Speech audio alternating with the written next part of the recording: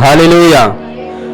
ముందుగా నాకు ఈ అవకాశాన్ని ఇచ్చిన దేవాది దేవునికి, అదేవిధంగా కూడిచిన మీ అందరికి కూడా నా హృదయపూర్వకమైన వందనాలు తెలియజేస్తున్నా. దేవుడు ఈ రోజున ఒక ప్రత్యేకమైన మాటల ద్వారా మనతో మాట్లాడుతున్నాడు.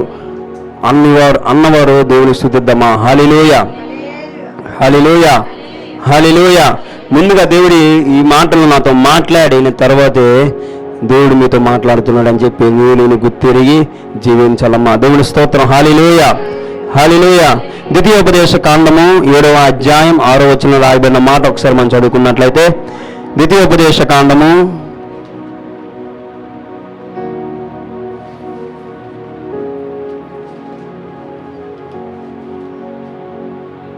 7వ అధ్యాయం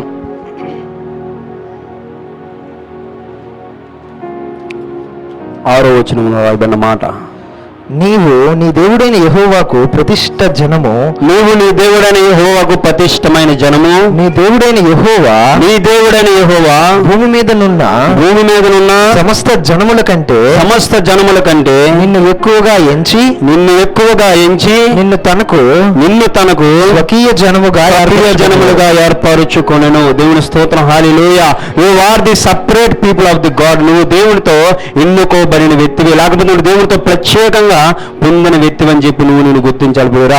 you are the highest level in the people. నువ్వు దేవుని ద్వారా ఉన్నతమైన స్థానానికి చెందిన వ్యక్తి అని చెప్పి నేను గుర్తిరగలి బ్రదరా. You are the own people of the God. నువ్వు దేవునితో సొంత ప్రజలుగా నేను జీవించే వ్యక్తులు అని చెప్పి నేను గుర్తిరగల. దేవుని స్తోత్రం. హల్లెలూయా, హల్లెలూయా. మీరు మీ చేత దేవుడు ఎన్నుకోబడిన వ్యక్తి అమ్మా. దేవుని స్తోత్రం. హల్లెలూయా. నా మాట సరిపోయిందా? నేనేం మాట చెప్పా? మీరు చేత దేవుడు ఎన్నుకోబడిన వ్యక్తి కాదా? దేవుని చేత మీరు ఎన్నుకోబడిన వ్యక్తి పిల్లరా. దేవుని స్తోత్రం. హల్లెలూయా. నా మాటలు అర్థమవుతానే లేవని చెప్పి మిమ్మల్ని పరీక్షించను కానీ తప్ప మీరు దేవుని చేత ఎన్నుకోబడిన వ్యక్తి పిల్లరా. దేవుడు మిమ్మల్ని ఎన్నుకున్నారు. ఒక ప్రత్యేకమైన గుంపుగా నేను ఎంచబడ్డామని చెప్పి నేను గుర్తెరగాల. అవునంటారా కాదంటారా? మీరు ప్రత్యేకమైన గుంపు అని చెప్పి దేవుడి ఇక్కడ రాయబడిన మాట ద్వితీయోపదేశ కాండం 7వ అధ్యాయం 6వ వచనంలో రాయబడిన మాట, నేను ప్రతిష్ఠించబడిన జనంగా నన్ను ఎంచుకున్నాడు అంట. దేవుని స్తోత్రం. హల్లెలూయా. ఆ రీతిగా జీవిస్తున్నామమ్మా. కొన్ని ప్రాంతాల్లో లేకపోతే కొన్ని ప్రదేశాల్లో నేను ఆ రీతిగా జీవిస్తున్నా. ఏ ప్రదేశాల్లో చెప్పాలి పిల్లరా? మత్తయి రాయబడిన మాట, మత్తయి సువార్త 6వ అధ్యాయం 5వ వచనంలో రాయబడిన మాట మనం చదువుకున్నట్లయితే, కొన్ని ప్రాంతాల్లో మాత్రమే నేను ఎన్నుకోబడిన వ్యక్తులుగా జీవిస్తున్నావు. నేను దేవుని చేత ప్రత్యేకింపబడిన గుంపుగా నేను జీవిస్తున్నాను పిల్లరా. మత్తయి రాసిన సువార్త 6వ అధ్యాయం 5వ వచనము, మరియు మీరు ప్రార్థన చేయనప్పుడు వేషధారుల వలె ఉండుకుని కానీ అమ్మా నేను మనుష్యులకి కనపడవలనని సమాజ మందిరంలో నేను ప్రార్థన చేయకూడదు పిల్లరా. దేవుని స్తోత్రం. హల్లెలూయా. మనం దేవుని చేత ఎన్నుకోబడిన వ్యక్తులమని చెప్తున్నాం. మనం దేవుని చేత ప్రత్యేకింపబడిన వ్యక్తులమని చెప్తున్నాం. You are the separate to God life. అంటే దేవునితో ఎన్నుకోబడి దేవునితో సపరేట్గా లేకపోతే ప్రత్యేకింపబడిన వ్యక్తిగా నేను జీవిస్తున్నావు. ఎందుకో తెలుసా? ఆ మనుషులు నిన్ను ఎన్నుకోవాలని చెప్పి నేను జీవిస్తున్నాను పిల్లరా. అది సరైన పద్ధతి కాదని చెప్పి దేవుని మాతో మాట్లాడుతున్నాడు. దేవుని స్తోత్రం. హల్లెలూయా, హల్లెలూయా, హల్లెలూయా. నా మాటలు అర్థమవుతున్నాయి పిల్లరా. నువ్వు మనుషులు మెప్పు కొరకు నేను జీవించకూడదమ్మా. నేను మనుషులు మెప్పు కొరకు నేను జీవించకూడదు. మనుషులు కనపడవాలని సమాజ మందిరంలో ప్రార్థించిన రీతిగా నేను ఉండకూడదు పిల్లరా. మనుషులు ఏమో అనుకుంటారు కదా, మనం క్రైస్తవులు ఉన్నాం కదా, మనం దేవుని సేవిస్తున్నాం అని చెప్పి నువ్వు ఆదివారం ఆరాధన కూడికి వెళ్ళే ప్రయత్నం చేస్తున్నావేమో, శుక్రవారం ఉపవాసం ప్రార్థనకు వెళ్ళే జీవితాన్ని జీవిస్తున్నావేమో, లేకపోతే హిందువులు పెట్టిన ప్రసాదాన్ని నేను తినట్లేదేమో. నువ్వు మనుషుల చేత గుర్తింపు పొందాలని చెప్పి నేను ప్రయత్నిస్తున్నాను. దేవుడు అది మాట్లాడట్లేదు పిల్లరా. మోస్ట్ ఇంపార్టెంట్ ది స్పిరిచువల్ అయిన ఆత్మీయ జీవితం ఎక్కడ సరైన రీతికి ఉండిపోయింది నేను పరిశీలించుకుంటున్నాడమ్మా. నువ్వు మనుషులు కనపడవాలని క్రైస్తవులు ఉండొద్దని చెప్తున్నాడు. నువ్వు మనుషులు కనపడవాలని చెప్పి దేవుణ్ణి అనుసరించొద్దని చెప్తున్నాడు. అమ్మ నా మాటలు అర్థమవుతున్నాయా? నువ్వు మనుషులకి కనపడాలని చెప్పేసి నేను మనుషుల వలె నేను దేవునికి ఇష్టంగా ఉండొద్దని చెప్తున్నాడు పిల్లరా. నీ మోస్ట్ ఇంపార్టెంట్ ది ఫ్యూచువల్ లైఫ్. నువ్వు ఆత్మీయ జీవితంలో ఎదిగే ప్రయత్నం చేయమంటున్నాడమ్మా. నీ యొక్క జీవితానికి ఒక అర్థం ఏదో ఉందా అంటే, నువ్వు రక్షింపబడిన వ్యక్తిగా నువ్వు జీవిస్తున్నావు అంటే అది నీకు అర్థమైన జీవితం ఏంటో తెలుసా పిల్లరా? నువ్వు దేవునికి దిగ్గ సంబంధిగా ఉండాలా. దేవుని స్తోత్రం. హల్లెలూయా, హల్లెలూయా. నీవు దేవునికి దగ్గర సంబంధిగా ఉండాలి తప్ప నువ్వు మనుషులకు కనపడవాలని ప్రయత్నం చేయదు. How much your prayer life, నీ జీవితం, ప్రార్థన జీవితం ఏ రీతిగా ఉందో నేను ఆలోచించుకోవాలమ్మా. నేను మళ్ళా చెప్తున్నా, మనుషులకు కనపడవాలని చెప్పి నీ ప్రార్థన జీవితం ఉండొద్దు. నీ మనుషులుగా కనపడవాలని చెప్పి నీ యొక్క ఫ్యూచర్ లైఫ్, ఫెయిత్ఫుల్ లైఫ్, విశ్వాస జీవితం ఉండొద్దని చెప్తున్నాడమ్మా దేవుడు. అది సరైన పద్ధతి కాదని చెప్తున్నాడు. ఎందుకో తెలుసా, నువ్వు దేవుని చేత ఎన్నుకోబడిన వ్యక్తివి. ఎందుకో తెలుసా, దేవుని చేత ప్రత్యేక గుంపుగా, ప్రతిష్ట జనాంగంగా నువ్వు ఎన్నుకోబడిన వ్యక్తివి పిరురా. మనుషులు కనపడవాలని కాదు, దేవుని కనపడవాలని నువ్వు ప్రయత్నించాలా. అందుకు అంటాడు కదా, దాని తర్వాత వచ్చిన ఏంటో తెలుసా పిరురా, మత్తయి సువార్త 6వ అధ్యాయం 7వ వచనంలో అనుకుంటా, మీరు ప్రార్థన చేయనప్పుడు గదిలోకి వెళ్ళి ప్రార్థన చేయమంటున్నాడు. అంటే నువ్వు గదిలోకి వెళ్ళినప్పుడే ప్రార్థన వింటానంటే కాదు పిరురా, కాదు, నువ్వు మనుషులు కనపడొద్దని చెప్తున్నాడు. అమ్మా, నీ విశ్వాస జీవితం మనుషులు కనబడే దానికంటే దేవునికి ఎక్కువగా కనపడాలంట. దేవుని స్తోత్రం. హల్లెలూయా, హల్లెలూయా. ఈ మాట మళ్ళా చెప్పమంటారా? మనుషులు కనపడే అంత జీవితం, నీ ఆత్మీయ జీవితం ఉంటే అది కాదని చెప్తూ దేవునికి కనపడే రీతిగా నీ ఆత్మీయ జీవితాన్ని పెంచుకోమంటున్నాడు. అమ్మా దేవుని స్తోత్రం. హల్లెలూయా. నీ జీవితంలో ప్రాముఖ్యం ఏమిటో నేను పరిశీలించుకోమంటున్నాడమ్మా. నువ్వు మనుషులకి కనపడాలని జీవిస్తున్నావు, అలాపోతే దేవుడికి కనపడాలని చెప్పి దేవుణ్ణి అడుగుతున్నావు. దాన్ని తెలుసుకుని ముందుకెళ్ళే ప్రయత్నం నువ్వు చేసినట్లయితే దేవుడే నీకు సమాధానం దయచేస్తాడు పిల్లరా. అంతేకాదని దేవుడు అంటాడు కదా, ఏంటడానికి తెలిసే పిల్లరా, అన్నిటికంటే నన్ను ఎక్కువగా నిన్ను స్వీకరించమంటాడమ్మా. దేవుణ్ణి ఎక్కువగా స్వీకరించమంటాడు. ప్రథమ స్థానాన్ని దేవుడికి ఇమ్మంటున్నాడు తప్ప నీ యొక్క లోకాలకి కనపడేలాగా, మనుషులకి కనపడేలాగా, లేకపోతే తోటి విశ్వాసులకి నేనే ఒక ఆత్మీయ జీవితాన్ని జీవిస్తానని చెప్పి మనుషులు గుర్తింపు కొరకు నేను ఆత్మీయ జీవితంలో ఎదగడానికి వీల్లేదని చెప్తున్నాడు పిల్లరా. దేవుని స్తోత్రం. హల్లెలూయా, హల్లెలూయా, హల్లెలూయా, హల్లెలూయా. మనం ఎవరికి కనపడకూడదు అని దేవుడు చెప్తున్నాడు. అమ్మా, మనం ఎవరికి కనపడకూడదు అని చెప్పి దేవుడు చెప్తున్నాడు. మనం మనుషులకి కనపడకూడదని, నీ ఆత్మీయ జీవితం మనుషులు పోలి ఉండకూడదు పిల్లరా. నీ జీవితం ఎవరి రీతికి ఉండాలో తెలుసా పిల్లరా, దేవుని పోలి ఉండాలా. అదే ద్వితీయోపదేశ కాండము 7వ అధ్యాయం 6వ వచనంలో రాయబడిన మాట, 2వ మాట ఏంటో తెలుసా పిల్లరా? చదువుకుందాం. ద్వితీయోపదేశ కాండము 7వ అధ్యాయం 6వ వచనం. నీవు నీ దేవుడైన యెహోవాకు ప్రతిష్ఠిత జనము, నీ దేవుడైన యెహోవా భూమి మీదనున్న సమస్త జనముల కంటే నిన్ను ఎక్కువగా ఎంచి నిన్ను తనకు స్వకీయ జనముగా ఏర్పరచుకొనెను. చదువుకుందాం. మీరు సర్వజనముల కంటే విస్తార జనమని యెహోవా మిమ్మల్ని ప్రేమించి మిమ్మల్ని ఏర్పరచుకొనలేదు. సమస్త జనముల కంటే మీరు లెక్కకు తక్కువే కదా. ద్వితీయోపదేశ కాండము 7వ అధ్యాయం 6వ వచనం. మరొకసారి చదువుకుందాం. నీవు నీ దేవుడైన యెహోవాకు ప్రతిష్ఠిత జనము, మీరు దేవుడైన యెహోవాకు ప్రతిష్టమైన జనము, నీ దేవుడైన యెహోవా భూమి మీద ఉన్న సమస్త జనముల కంటే, భూమి మీద ఉన్న సమస్త జనుల కంటే ఉన్నతమైన రీతిగా నన్ను ఎంచుకున్నాడమ్మా. దేవుని స్తోత్రం. హల్లెలూయా. 2వ మాట ఏంటో తెలుసా పిల్లరా? మొదటిది దేవుని యందు ప్రత్యేక గుంపుగా నేను ఉంటే, రెండోది ఏంటో తెలుసా పిల్లరా? ఉన్నతమైన స్థానంలో నన్ను ఉంచి ఉన్నాడంట పిల్లరా. కానీ నీవు అలా జీవిస్తున్నావా లేదో నేను పరిశీలించుకోవాలమ్మా. నేను ఎన్నుకోబడాలి పిల్లరా. మొదటి కొరింథీయులకు రాసిన పత్రిక, పౌలు గారు మొదటి కొరింథీయులకు రాసిన పత్రిక 6వ అధ్యాయం 19-20 వచనాలు ఒకసారి చదువుకుందాం. అమ్మా, దేవుడు అంటున్నాడు, you are the highest level, the people of God. నువ్వు దేవునితో ఉన్నతమైన రీతిగా నన్ను ఉంచుతానని చెప్పి దేవుడు చెప్తున్నాడు. అమ్మా దేవుని స్తోత్రం. హల్లెలూయా, హల్లెలూయా, హల్లెలూయా. దేవుడికి ఉన్నతమైన స్థానాల్లో నన్ను ఉంచుతానంటుంటే నువ్వు ఎక్కడుండిపోతున్నావో తెలుసా పిల్లరా? మొదటి కొరింథీయుల పత్రిక 6వ అధ్యాయం 19-20 వచనాలు. మీ దేహము దేవుని వలన, మీ దేహము దేవుని ఆలయం అని చెబుతాడు. మీకు అనుగ్రహింపబడి, చదువుకుందాం. మీలోనున్న పరిశుద్ధాత్మకు ఆలయమై ఉన్నదని మీరు ఎరుగురా. మీరు మీ సొత్తు కాదు, పెట్టుకొనబడిన వారు కనుక మీ దేహముతో దేవుని మహిమ పరుచుడి. దేవుని స్తోత్రం. హల్లెలూయా, హల్లెలూయా. ఆ రీతిగా దేవుడు మాట్లాడుతుంటే నేను ఎక్కడ ఉండిపోతున్నాను తెలుసా పిల్లరా? నీ దేహం అంట దేవుని ఆలయం అని చెప్తున్నాడు. మీరు మీ సొత్తు కాదని చెప్తున్నాడు. నీ దేహంతో దేవుని మహిమపరచాలని చెప్తుంటే నీ శరీరంతో, నీ కుటుంబం జీవితంతో నువ్వు చేస్తున్న పరిచయాలు, నీ కుటుంబం జీవితంతో నువ్వు చేస్తున్న పనిపాట్లు ఏంటో ఈ రాత్రికాల సమయంలో దేవుడు పరిశీలించుకోమంటున్నాడమ్మా. దేవుడు స్తోత్రం. హల్లెలూయా, హల్లెలూయా. అంతేకాదు కానీ యోహాను రాసిన సువార్తము 6వ అధ్యాయం 37 50 మాట ఏంటో తెలుసా ప్రియురా? యోహాను గారు రాసిన సువార్త 6వ అధ్యాయం 37 వచనంలో రాయబడిన మాట.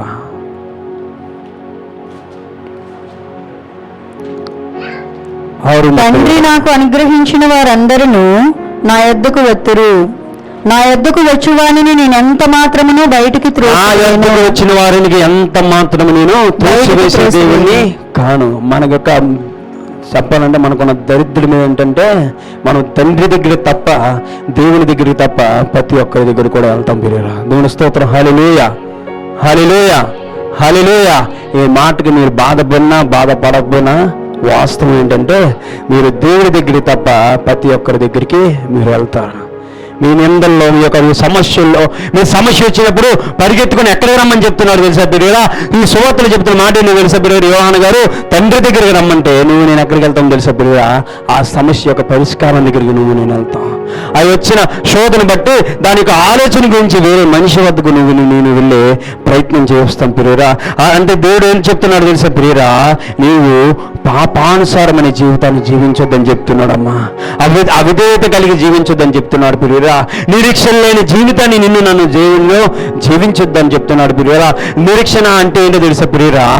దేవుని మీద ఉన్న నమ్మకం అని చెప్పి నువ్వు గ్రహించాలా. అటువంటి నమ్మకాన్ని నేను కోల్పోయి నిరీక్షణ లేని జీవితాన్ని నేను జీవిస్తున్నావేమో. అందుకే చెప్తున్నాడు కదా పౌలు గారు, ఏంటని చెప్తున్నాడు తెలుసా ప్రియురా? నీ దేహము దేవుని ఆలయం అంట. మీరు వెలపెట్టు కొనబడిన వ్యక్తులు అంట ప్రియురా. మీరు మీ సొత్తు కాదని చెప్తున్నాడు. నీ దేహము దేవుని మహిమపరచడానికే తప్ప వేరే దేనికి కూడా కాదు ప్రియురా. నీ సొంత క్రియలకు, నీ సొంత ఆలోచనలకు అన్నట్టు కూడా దాన్ని వాడొద్దని చెప్తున్నాడమ్మా. ఇందుకు వాక్య ప్రారంభంలో అని ఏంటని చెప్పని తెలుసా ప్రియురా?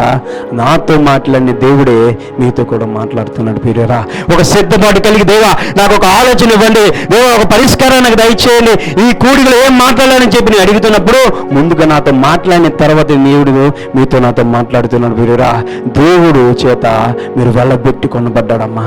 ఆయన రక్తం ద్వారా, ఆయన రక్తం చెందించి శరీరం నలగొట్టుకొని నాకు రక్షణ దయచేసినాడు కాబట్టి వెళ్ళిచ్చి కొనబడ్డాడమ్మా. దేవుని స్తోత్రం. హల్లెలూయా. అంతేకాదు కానీ 2 కొరింథీయులు రాయబడిన మాట ఏంటో తెలుసా ప్రియురా? 2 కొరింథీయులకు పౌలు గారు రాసిన పత్రిక 6వ అధ్యాయం 19వ వచనంలో ఈ మాట రాయబడి ఉంటుంది ప్రియురా. మీరు తండ్రి యందును, మీరు నా కుమారుని యందును, మీరు సర్వశక్తి గల ప్రభు గల చెప్పుచున్న మాట ప్రియురా. మీ సర్వ అధికారం ఎక్కడ ఇవ్వబడిందో తెలుసా ప్రియురా? దేవుని యొద్ద ఇవ్వబడిన మాట నేను జ్ఞాపకం చేసుకోవాలా. దేవుని స్తోత్రం. హల్లెలూయా, హల్లెలూయా. దేవుడు ఉన్నతమైన స్థానాల్లో ఎందుకు ఉంచుతానని చెప్తున్నాడు తెలుసా ప్రియురా? ఇశ్రాయేలు ప్రజలతో అదే నేను 2వ మాటలో చెప్పబడిన మాట, మీ హైయెస్ట్ లెవెల్ దేవుడితో ఉన్నతమైన స్థానంలో దేవుడు ఎందుకు ఉంచుతానంటున్నాడు తెలుసా ప్రియురా? నీ క్రియలు బట్టి నేను ఉంచుతానంటున్నాడమ్మా.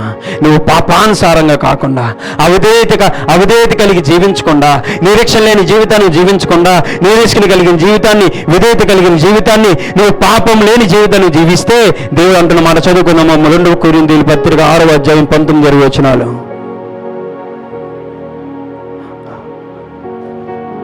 2 కొరింథీయులు రాసిన పత్రిక 6వ అధ్యాయం 19 వచనాలు.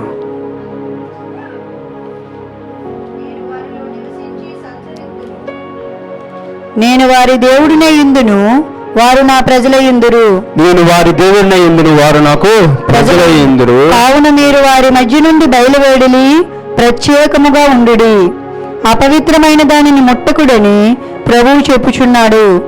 మరియు నేను మిమ్మల్ని చేర్చుకుందును, మీకు తండ్రినే యుందును. మీరు ఏంటని చెప్తున్నారు తెలుసా ప్రియురా? మీకు తండ్రినై నేనుందని చెప్తున్నారు. అదేవిధంగా 2వ మాట ఏంటో తెలుసా ప్రియురా? మీరు నాకు కుమారులు కుమార్తెల యుందురని సర్వశక్తి గల ప్రభువు చెప్పుచున్న మాట ప్రియురా. నీకు ఉన్నతమైన స్థానాలు ఎక్కడ ఉంచుతానంటున్నాడు తెలుసా ప్రియురా? నువ్వు అనుకుంటున్నావు దేవుడు నన్ను ఇంకా కూడా ఎక్కడే ఉంచుతానని అనుకుంటున్నావు, కానీ దేవుడు చెప్తున్న మాట ఏంటో తెలుసా ప్రియురా? మీరంట దేవుని కుమార్తెల వల్ల ఉన్నారంట. మీరంతా దేవుని కుమారుల వలె ఉన్నారంట. కానీ మీ యొక్క దౌర్భాగ్యమైన స్థితి ఏంటో తెలుసా ప్రియురా? మన యొక్క దౌర్భాగ్యమైన స్థితి ఏంటో తెలుసా ప్రియురా? దేవుడు నన్ను చూచుచున్నాడా లేదా, దేవుడు నా గురించి ఆలోచించుకుంటున్నాడా లేదా అని చెప్పిన ఆలోచన ప్రకారంగా నా బతుకులు అక్కడే ఉండిపోతున్నాయమ్మా. అది కాదు దేవుడు చెప్తున్న మాట. దేవుడు ఏంటని చెప్తున్నాడు తెలుసా ప్రియురా? మొట్టమొదటి మాట ఏంటో తెలుసా? మీ ప్రత్యేకమైన గుంపు అని చెబుతూ రెండో మాట ఉన్నతమైన స్థానాల్లో నేను ఉంచుతాను అంటున్నాడు. ఆ ఉన్నతమైన స్థానం ఏంటో తెలుసా ప్రియురా? నిన్ను దేవుని కుమార్తెల వలె ఉంచుతానని చెప్తున్నాడు ప్రియురా. దేవుని స్తోత్రం. హల్లెలూయా, హల్లెలూయా, హల్లెలూయా. మూడో మాట చదువుకుందామా. ద్వితీయోపదేశ కాండము 7వ అధ్యాయం 6వ వచనం. ద్వితీయోపదేశ కాండము 7వ అధ్యాయం 6వ వచనం చదువుకున్న మాట. నీవు నీ దేవుడైన యెహోవాకు ప్రతిష్ఠిత జనము, నీ దేవుడైన యెహోవా భూమి మీద ఉన్న సమస్త జనముల కంటే నిన్ను ఎక్కువగా ఎంచి నిన్ను తనకు స్వకీయ జనముగా ఏర్పరచుకొనెను. దేవుడు అంటున్న మాట ఏంటో తెలుసా ప్రియురా? You are the own people of God. నీవు దేవుని యొక్క సొంత ప్రజలమ్మా. ప్రియ దేవుని స్తోత్రం. హల్లెలూయా, హల్లెలూయా. దేవుడు ఎందుకు ఈ మాట చెప్తున్నాడు తెలుసా ప్రియురా? నిన్ను ప్రత్యేకించాడు కాబట్టి. దేవుడు ఎందుకు ఈ మాట చెప్తున్నాడు తెలుసా ప్రియురా? ఉన్నతమైన స్థానంలో నిన్ను ఉంచాడు కాబట్టి. దేవుడు ఎందుకు ఈ మాట చెప్తున్నాడు తెలుసా ప్రియురా? ఏ మాట చెప్తున్నాడు తెలుసా ప్రియురా? మీరు నా సొత్తు అని చెప్తున్నాడు. మీరు నా సొంత ప్రజలు అని చెప్తున్నాడు. మీరు నా కుమారులు అని చెప్తున్నాడు. కానీ నేనేం చేస్తున్నావు తెలుసా ప్రియురా? నేనేం చేస్తున్నావు తెలుసా ప్రియురా? నేనేం చేస్తున్నావు తెలుసా ప్రియురా? అంత ప్రజలుగా దీవిస్తున్నప్పుడు ఆయన నన్ను ఎందుకు దీవించట్లేదు? ఆయన నన్ను ఎందుకు వద్దలింపజేయట్లేదు? ఆయన ఎందుకు నన్ను ఆశీర్వదించట్లేదు అని చెప్పి నేను ప్రశ్నించే వ్యక్తులుగా ఉండిపోతున్నాను ప్రియురా. దేవుని స్తోత్రం. హల్లెలూయా, హల్లెలూయా, హల్లెలూయా. నన్ను మాట్లాడమంటాడా తెలుసా ప్రియురా? మా దేవుడు ఏది ఇస్తే నువ్వు దేవుని గణపరచడం కాదమ్మా. దేవునికి ఏదో దయచేస్తే దేవుని నిన్ను గణపరచడం కాదు ప్రియురా. ఆయన ఏమై ఉన్నాడో దాన్ని బట్టి నేను దేవుని స్తుతించాలా. ఆయన ఏమై ఉన్నాడో, ఆయన ఎటువంటి వాడో, ఆయన ఏ రీతిగా నన్ను ఎన్నుకోబడ్డాడో అందుకు దేవుని స్తుతించాలి తప్ప ఆయన నుండి వచ్చిన దేవుని బట్టి నేను ఆయన స్తుతించడం కాదు ప్రియురా. నన్ను ఆయన స్వీకరించడం కాదు ప్రియురా. ఆయన ఏమై ఉన్నాడు అందుని బట్టి దేవునిలో స్వీకరించాలి ప్రియురా. దావీదు రాసిన మాట ఏంటో తెలుసా ప్రియురా? కీర్తనలో 34వ అధ్యాయం 1వ వచనంలో రాయబడిన మాట. నేను ఎల్లప్పుడూ యెహోవాను సన్నుతించును, నిత్యము ఆయన కీర్తి నా నోట నుండును. నిత్యము ఆయన కీర్తి. ఆ రీతిగా దేవుడు జీవించమంటున్నాడు ప్రియురా. ఎల్లప్పుడూ దేవుని స్తుతించమంటున్నాడమ్మా. ఆయన మేలు చేసినా చేయకపోయినా, ఆయన దీవుని ఇచ్చినా ఇవ్వకపోయినా, ఆయన ఏం పని చేసినా, కార్యం నీ జీవితంలో చేసినా చేయకపోయినా, నేను అవమానం నుండి వెలుగులోకి నేను రప్పించకపోయినా ఆయన స్తుతించమంటున్నాడమ్మా. ఆయన కీర్తి నీ నోట్లో ఉంచుకోమంటున్నాడమ్మా. అదే కీర్తనలో రాబడిన మాట ఏంటో తెలుసా ప్రియురా? 139వ కీర్తన 7 నుంచి 10 వచనాలు చదువుకున్నట్లయితే ఎంతో ఇష్టమైన మాటలు ఏంటో తెలుసా ప్రియురా? అక్కడ దావీదు పలికిన మాటలు ఏంటో తెలుసా ప్రియురా? దావీదు గారు పలికిన మాటలు 139వ కీర్తన 7వ అధ్యాయం నుంచి. నీ ఆత్మ యొద్ద నుండి నేను ఎక్కడికి పోగలను? నీ సన్నిధి నుండి ఎక్కడికి పారిపోగలను? నేను ఆకాశం అక్కడనే ఉన్నావు. నేను నేను వేకువ రెక్కలు కట్టుకుని నివసించినను, అక్కడను నీ కుడి చేయి నన్ను నడిపించును. నీ చేయి నన్ను నడిపించును. నీ కుడి చేయి నన్ను పట్టుకొనును. నీ కుడి చేయి నన్ను పట్టుకుందును. దేవుని స్తోత్రం. హల్లెలూయా. ఆ రీతిగా దేవుడు జీవించమంటున్నాడమ్మా. ఎందుకు జీవించమంటున్నాడు తెలుసా ప్రియురా? అదే రీతిగా నువ్వు దేవుని చేత ఎన్నుకోబడిన వ్యక్తివే, దేవుని చేత ప్రత్యేకింపబడిన వ్యక్తివే. You are the separate. ఇంగ్లీష్లో రాయబడిన మాట ఏంటో తెలుసు.